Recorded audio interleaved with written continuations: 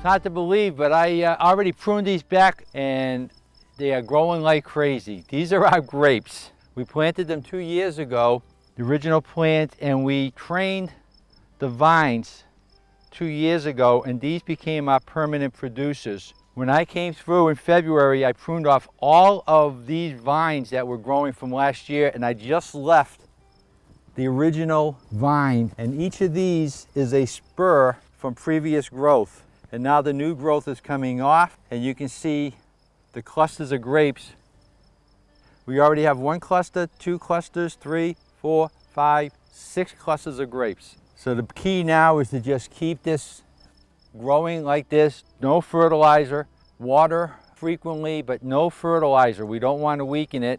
I do have to spray with some neem oil to keep the insect damage to a minimum, but everything looks good. So from a little swollen bud to this big vine with grapes already producing on it in not even 3 months is amazing.